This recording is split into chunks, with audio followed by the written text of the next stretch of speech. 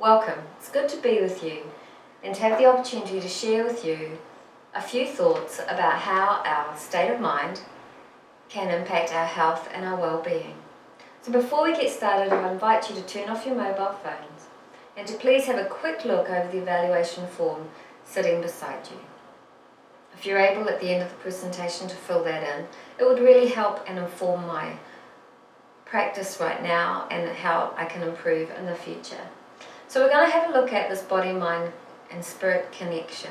The first thing we're going to look at is stress and depression, the mind-body connection, and also the role of spirituality and how that impacts our health.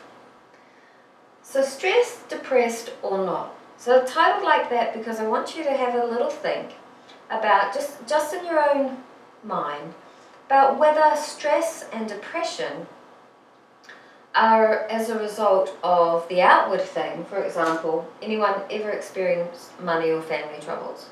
You can raise your hand. Anyone ever experienced your own health concerns that you've felt stressed or depressed about? Other people's health stressed or depressed you? Yeah, I can really see that resonates. The interesting thing about the study that was done in Australia was that some people were actually really stressed about maintaining their own healthy lifestyles. So the reason that I bring this up and looking at stress and depression, not to say, I want to be clear and say that I'm not saying that all of these things are in your mind, but that maybe the way that we think about these things may be having an impact on our health. Depression is reported to be responsible for 350 million people globally every year suffering from depression. Does that make sense? There are 800,000 suicides from depression every year, from the ages of 15 to 27, which is a really high statistic. And I know, I certainly know people who have been depressed and who have committed suicide, but I don't think the two are always linked. But this is a suggestion from the study. And that currently, it is the fourth leading cause of disease globally. But an interesting study really made me think a little bit more about, is stress not necessarily all in my mind? Is depression not necessarily all in my mind? But how much of that is related? So a study was done that showed that it took 10 factors, and 8 out of these 10 factors were reversible. So it looked at lifestyle, toxins, what people were eating, things like that. Only 2 of them weren't reversible, and those 2 things were genetics and upbringing. So my thoughts are, if these things are changeable, like money, family troubles, those things are all real, and these statistics certainly are real, but how much and what does the role of our thoughts play in either of these things? So I want you to think about where you sit with that. Is it all outward or is it all inward? Is it a combination? So what are your thoughts and how do they impact your health? It has been suggested in recent research that the power of our thoughts are great, and that our thoughts are able to talk to our cells, and that our cells in turn are able to communicate with our bodies whether or not to be healthy.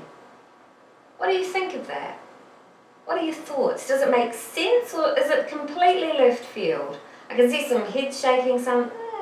So I invite you to keep an open mind, and that ultimately at the end of this presentation, really if it's given you more questions than answers, that's a great thing. So there's some studies that would suggest that a huge study was done of a group of people who considered themselves to be stressed and also considered whether or not that stress was good or not good for them. And it seemed to suggest, this study, that people who believed stress was bad for them were actually impacted on a physical level by the stress, whereas people who actually thought that stress was not such a bad thing actually coped with it really well. In fact, they release a stress hormone, which is called oxytocin, that actually dilated their blood vessels surrounding their heart, and had a real genuine impact on their biology.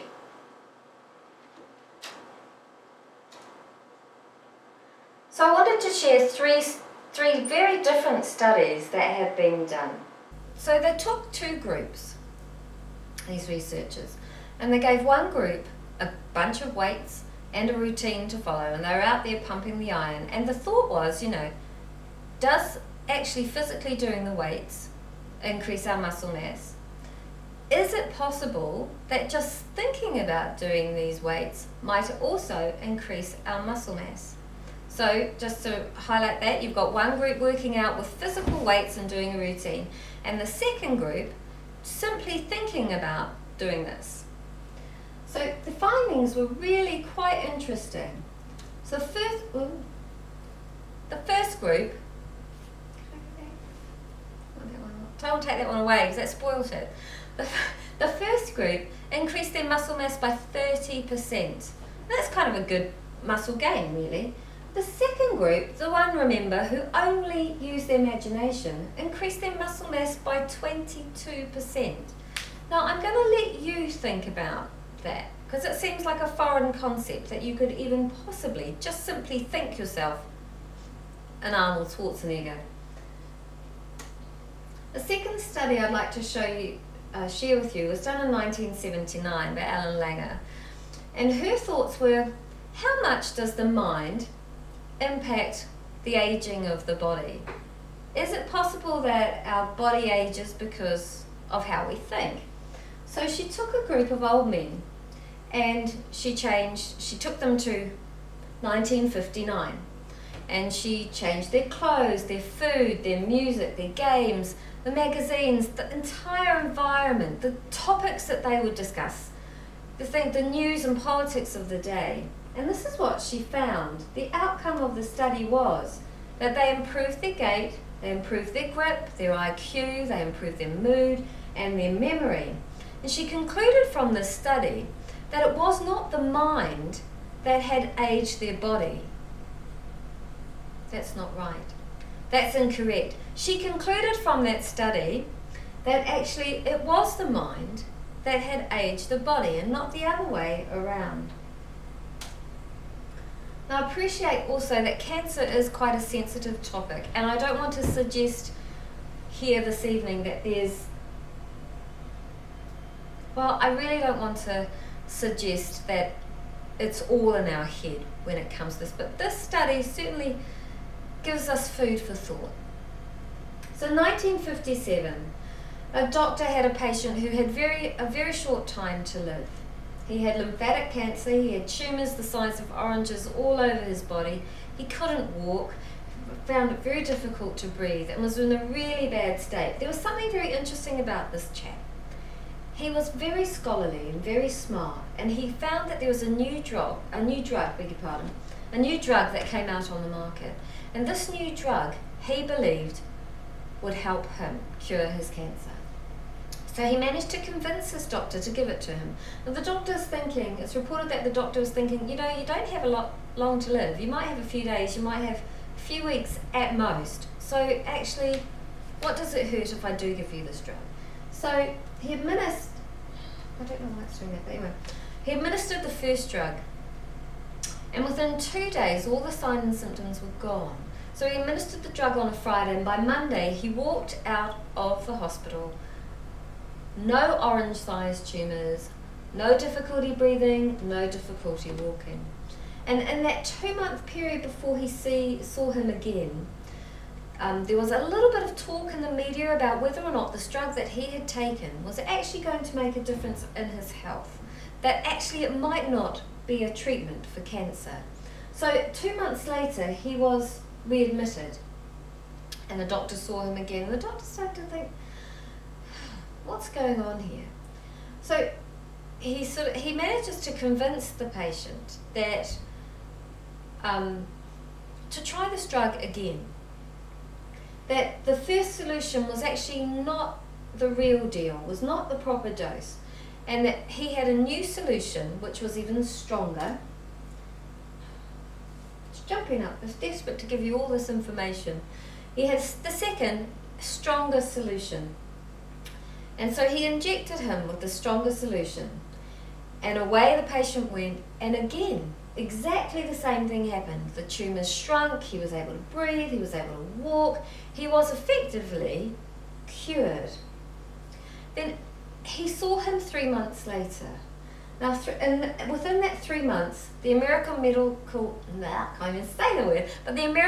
American Medical Association made an announcement saying this drug is not a treatment for cancer.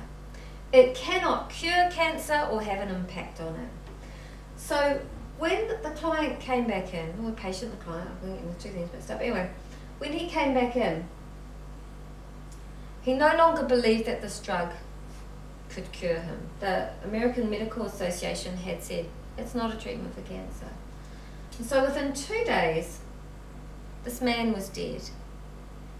Now I want to come back. Now I know that actually doesn't sort of sound, well, where's the thought, where's the mind, where's anything in this that I'll share with you. But I'll go back to point 2.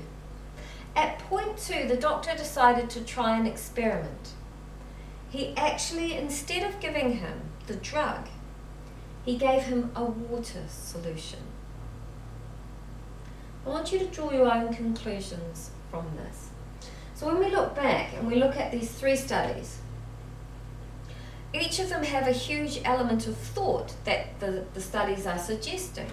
That it was the thought that changed the cells. So we go back to the earlier slides. Our thoughts change the cells, which change the outcome. Certainly in this case, it appears to be that way. But what if you suffered from stinking thinking? What if you weren't able to have that kind of strong mind and think, oh, the stress is outside, so therefore actually it's my perception and how I deal with stress that has an impact on my body. So if I deal with that in a better way, I won't actually feel that stress and it won't have a negative impact on my body. The same thing with depression, the same thing in this instance with this particular person's cancer. But also with respect to the weights study, and also the thinking, whether or not you think you're old or you're not. So that brings us actually quite naturally to the concept of spirituality. I want to be really clear about what is spirituality. I'm not talking in this instance about a religious practice. I'm talking more about what the Dalai Lama talks about, which is a practice of love, compassion, patience, tolerance, forgiveness, contentment, responsibility, and harmony. There have been quite a few studies looking at things like prayer, Tai Chi, yoga, meditation, mindfulness, and how they impact our health and our well-being.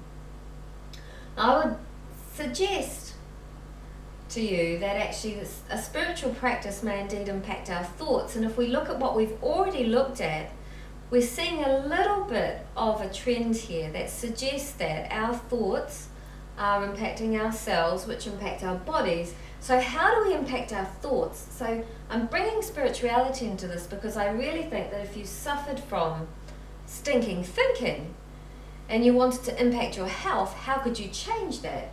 That a spiritual practice may be one of the tools that you could use. So a spiritual practice, like I said earlier, could be a Tai Chi, yoga, walking in nature, meditation, mindfulness, prayer, all those things that help you do all the things that we saw in the last one, which was love, patience, tolerance, contentment, forgiveness, compassion, responsibility, and harmony. But can it really have an impact on our physical health? So there have been quite a few studies done on this.